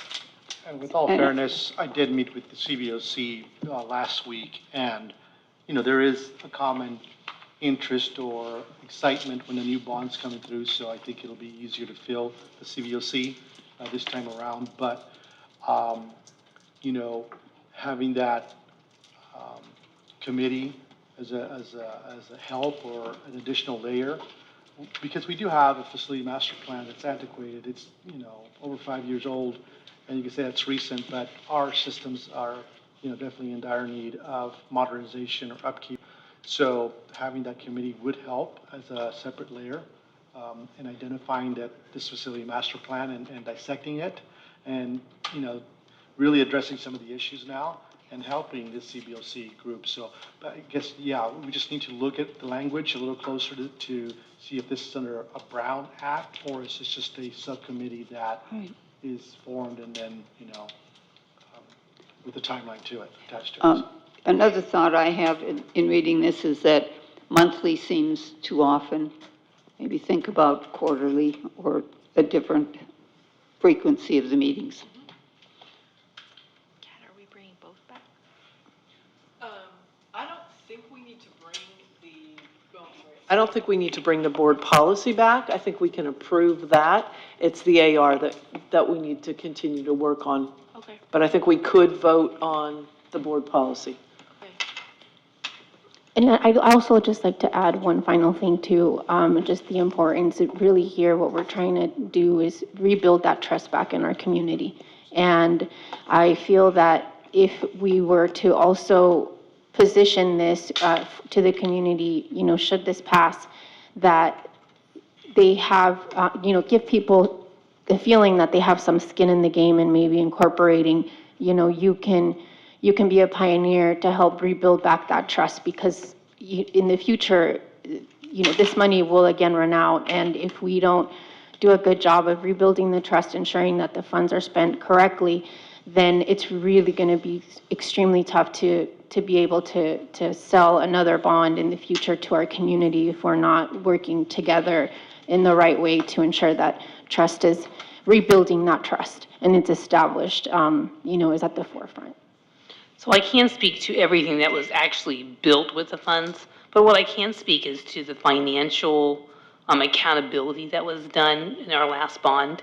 It was pretty stellar. I gotta tell you, when it was time to go off and refinance, they refinanced at an appropriate time. It saved the taxpayers a lot of money that was able to go back into being used for our district. I mean, there's some real pluses that sometimes I think don't ever get discussed because they're kind of like the details are like in the really fine elements that a lot of people just don't understand. But from a steering piece, as far as looking at what the last oversight was and look at the fiscal responsibility that came out of it, it was done well. And you all should feel pretty proud of that. Now, as far as the items that were purchased and maybe the processes for how things were purchased, that might be a piece, again, those fall under other kinds of policies that you have that, again, you want to make sure that you strengthen, that staff is accountable for as we move forward to ensure that we're getting the best possible equipment and product for our schools and for our students that will live through time, right? And there's a lot of lessons to be able to learn there with that, I think, from everything that ever gets purchased. Sometimes the best value isn't always the lowest price necessarily, and so you really want to make sure that you really vet what it is that you're getting for your overall services and or equipment that you're purchasing. And that's, in the communication piece is you nailed it. I feel that that's what's lacking a lot of the times is that we don't communicate enough. There isn't enough communication and enough conversation around truly what is being done right and correctly. And I think that's something also to consider in the future is to really, put together a communications piece and a component where we do celebrate those wins and the community is aware because we might know as a board and as district leadership what those wins are, but the community isn't always in the know, and that's critical too. Thank you, Member Plancarte. So any other questions or comments?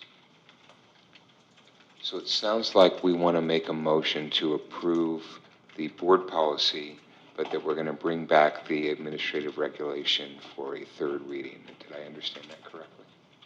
As far as I know, yes. So I move that we approve Board Policy 7214. I'll second. Member Thomas moves to approve the board policy. Member Jones seconds. And you might want to just note, Ms. Lemus, that it's just the board policy, it's not the AR. The AR is really how, how staff will respond. Okay, and, okay, great.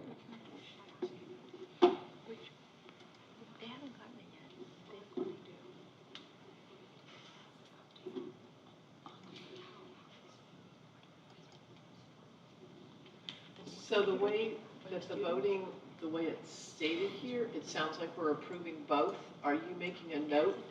Yes. Okay. Yes.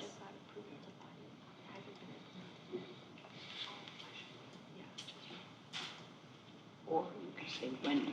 Yeah, when. They come in. Just a comment to the community that might be watching, what pops up on the screen of our board members is actually captured from the verbiage that's inside the actual item, and therefore we have to make the correction through the minutes. Right. Okay. And then Ms. Lemus, if we want to, once you're finished, if we want to get the student members vote. Student Board Member Lee, how do you vote? Yes. Member Thomas, yay. President Hill, yay. Member Nguyen, yay. Vice President Jones, yay. Member Plancarte, yay. Great. Motion carries. And we'll bring back the AR for the next meeting. Okay. Wonderful. Okay, so moving on to item 14. So Board of Education Committee reports, announcements, requests, debriefing, discussion. So student member.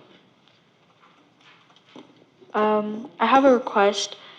Or a question. I was wondering if our high school will ever, I mean, not the high school, but like if our schools like will ever like input that counselor position again, like another counselor position, because I think to my memory, like we terminated it last time for like financial, during our budget cuts. So I can't really discuss it here, but I can definitely share an update with you later. If I recall, that counselor position was inside of the SIPSA plan. Oh, okay. And the SIPSA plan was changed on by the student school site council. I see. That sat there and had actions with it. And so they prioritized their funding to go towards other kinds of things that were probably surveyed for the community. There was, though, a budget cut across the board for everybody Yeah, because yeah. we were all sharing in, trying to Yeah. fix the budget, right? Yeah. So I think you have to kind of go back to like, where was the original funding? And so, but I can do some more research on that and bring that back to you and share that with you. I see, thank you. It's not an urgent issue, but I was just curious. Yeah, no, Yeah. this is fair. And then, so last meeting, we approved the computers. When the computers come in and after a while that they've been implemented, is it possible to get an update on if it's working well, like if the system is working? Did that make sense? Yeah. Absolutely. We'll bring up with update on those systems in place and rolling out the process of these laptops. So, Yeah. Okay. And that is everything for now. Thank you. Okay, thank you. Member Thomas. First of all, I'd like to thank staff for the great job they've been doing in filling the board in on these issues that we're facing. Appreciate it. The one request I have is to maybe take a look, and I would ask for my fellow policy committee, ad hoc committee member to join me in really coming up with a plan to get caught up on our board policies and ARs. We just had 24 new board policies and ARs added. We have 165 BPs or ARs that are currently ready to be reviewed by staff and placed on future agendas. And most of them, I think, need minimum staff changes. So I would encourage staff to work on those. In the meantime, I will be updating our spreadsheet with the 24 BPs and ARs that are in November, this September's update. And there will be another update in December. So I'm just encouraging us to try to speed up that process. of approving policies. Board Member Thomas, if you could assist us, I know there's a extended cabinet meeting next week that we will be discussing. Oh, it's when all of our directors come together. It's like the perfect time for us to be able to share that document with them. And then we can actually sit there at that point and kind of divvy out the work that needs to be done.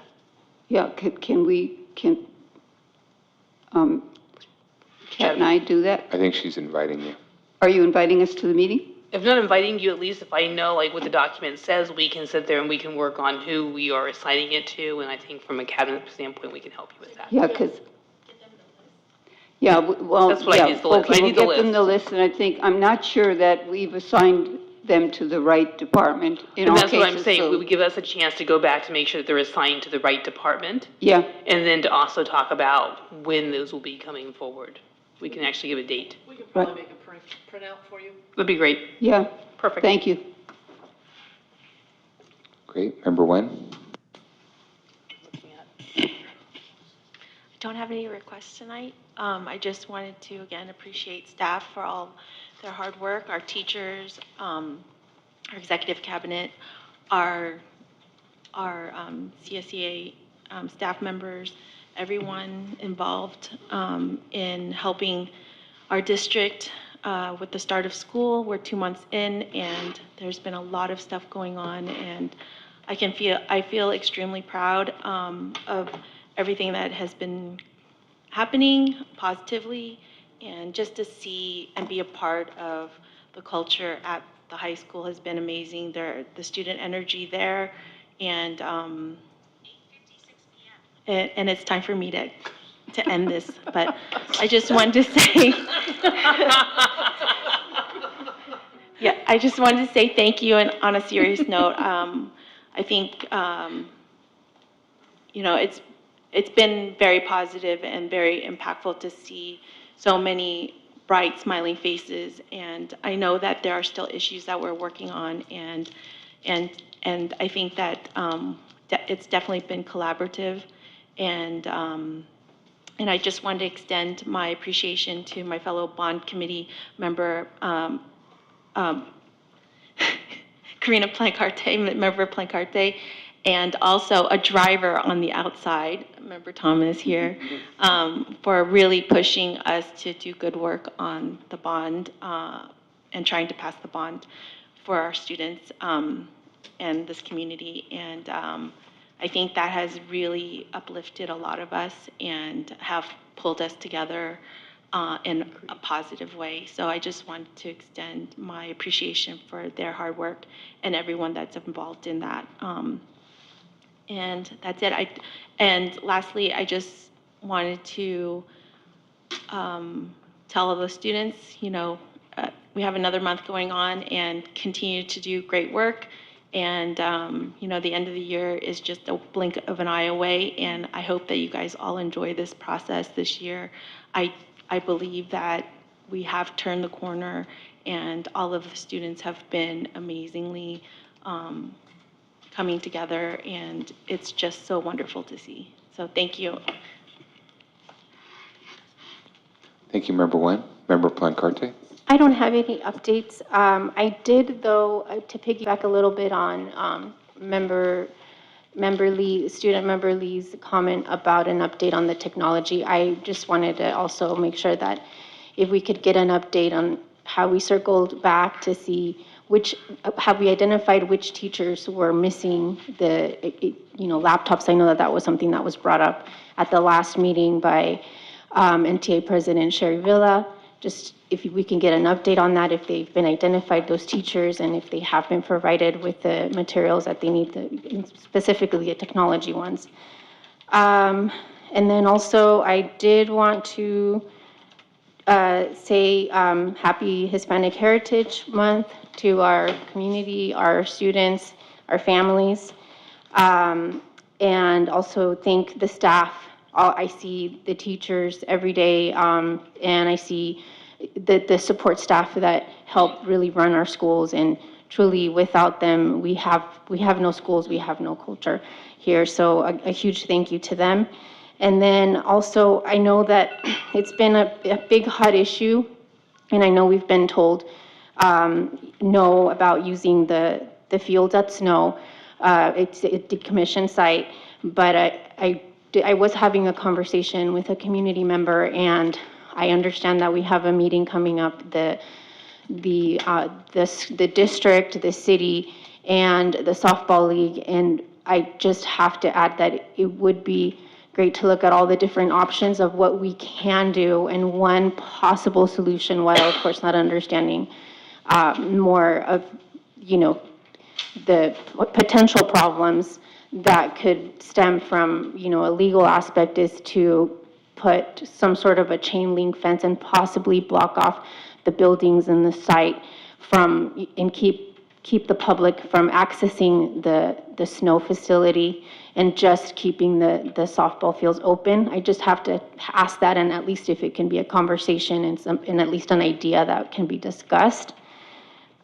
Because I feel that if and when we can be good community partners, it's always a great thing when the possibility is there, and just to help build that trust within the community. It's been pointed out to the insurance liability company. It has? Yes. Okay, thank you.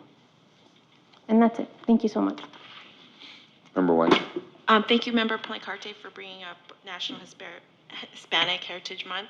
I just wanted to say that it started this week on September 15th, and it's going to be through October 15th. So thank you. Thank you. Okay, so Vice President Jones. Let's see, I had a couple things. One was, I really like to be able to hear what is happening with the sanctuary property, and how we're progressing with that developer on that.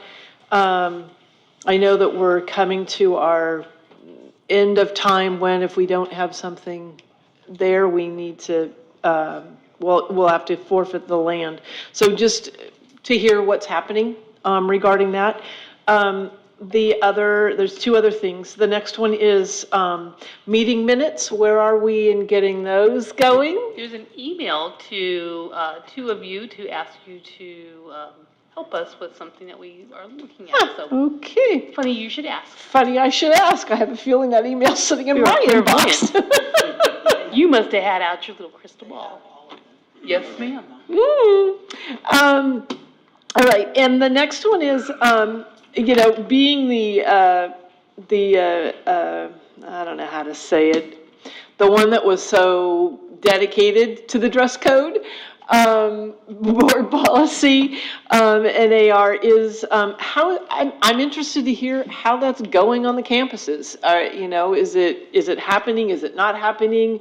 How well is it being followed or enforced, if it's too much, but just getting some feedback from particularly the high school and the middle school. They're the schools that are most probably affected by those changes. I know that there are times when, at least once a week, I have to say to my 8-year-old granddaughter, nope, you can't wear that because I'm the queen of the dress code and I don't want anybody making a comment about what you're wearing because I was, so anyway. I try to make light of it, but I also feel like it is important to I just want some feedback. I would like to have some feedback if that's possible. Perhaps Ms. Lee could help with, or you can, I was on the campus, I saw, but, is anything being done for those that don't follow? I guess that's kind of the question. We're opening up for discussion now, and we shouldn't. Yeah, exactly. Thank you for the comment. This is not the appropriate time to have a discussion. I kind of didn't think it was, but Okay. that's why I'm asking for feedback in the future. I forgot also to thank my fellow board member, Wynn, and Member Thomas. Really, everybody who's been working on the bond, it is a lot of work, and I love that we are a lot of the times sort of dancing around really quick and fast deadlines, and so I really like to just, again, appreciate that because it is a lot of work and it's a lot of effort. It's an all hands on deck project, and it's really great to see all of us come together and work. I just want to clarify that that is done after hours and not during. Yes, absolutely, I just want after to make you hours. clear Yes. about that, and it's not related to the work that's been done up here with legislative areas that our board is All after hours, long hours of the night. really long Volunteers. hours of the night. Volunteering, yes. No staff member was consulted during business hours. Yeah, this morning I asked Superintendent Vacar if she had been drinking whiskey and smoking cigars because her voice was so hoarse. So, yeah, apparently they were very long meetings and hours. The answer was no. Yeah, I had to. Yes. Let me just clarify. I know there's not supposed to be discussion up here, but I definitely want to put that out there and stop that rumor. Yes. So, echoing my fellow board members, I'm just trying to introduce a little levity. I know, but Yes, but we don't want to get that rumor started. that's so, for sure. Yes. Okay. So, just echoing my fellow board members that I think there's a lot to be thankful for.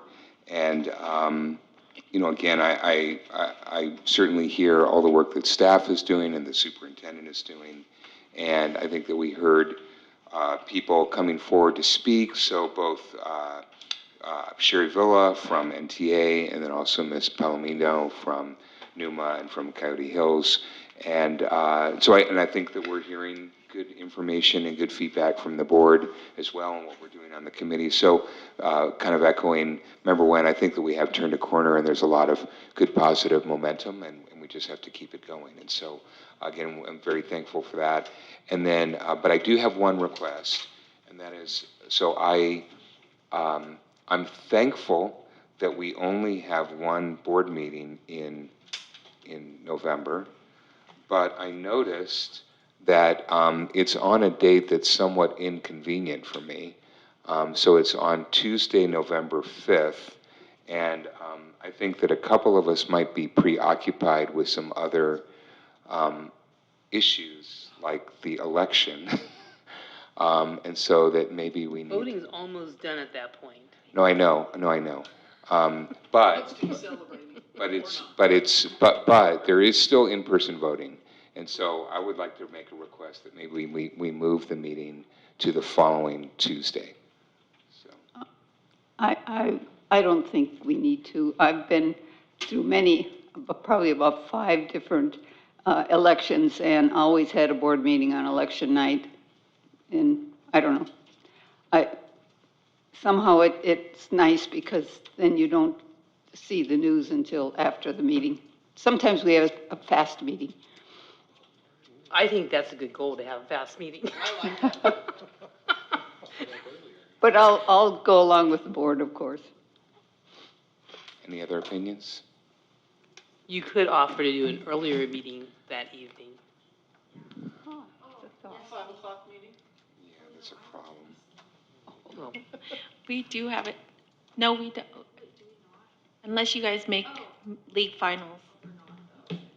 Joy, today. Joy, it could happen. Joy, today, you guys beat Logan and you didn't think that you were going to. So I think you guys have a good shot, because I'm your coach.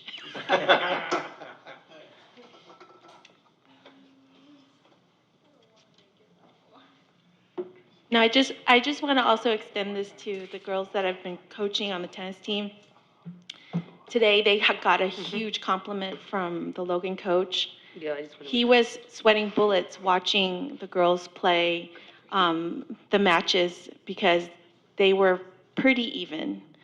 All the matches were either going into deuce games, and unfortunately, we did not come up on top after the deuce, but I just wanted to say that I'm extremely proud of all of them, and they are better than they think they are, and a lot of that is just confidence. So, Joy, you got this. Okay, thank you.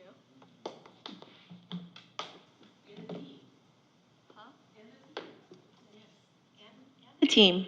I'll send them a recording. Okay, so, I'm sorry, did you have a question?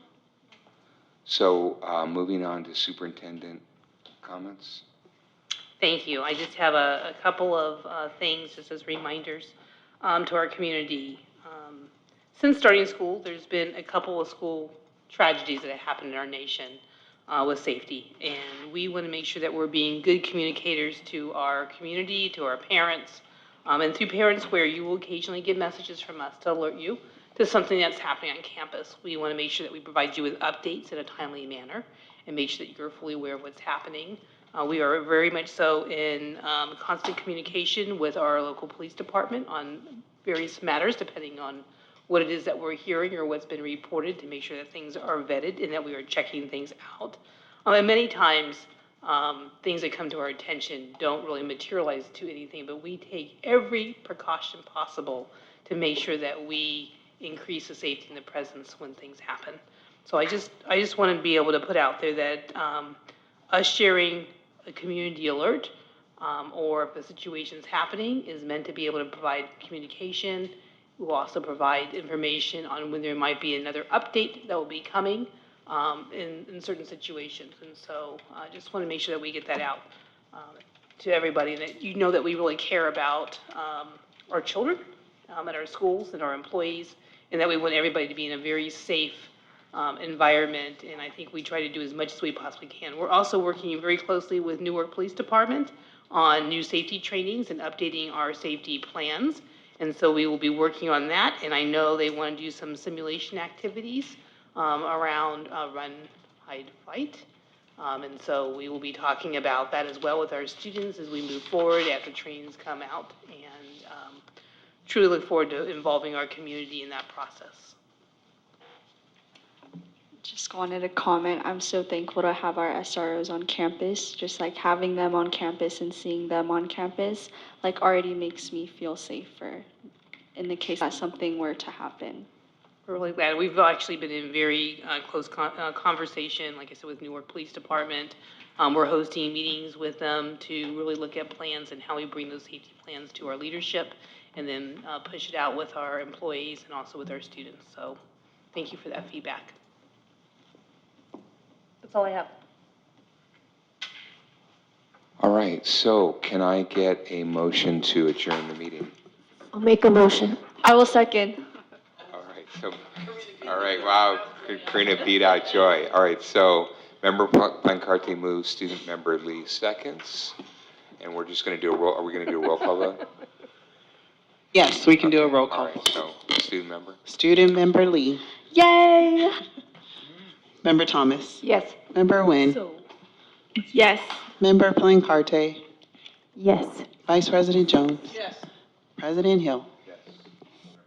Yes, motion carries. All right, meeting adjourned.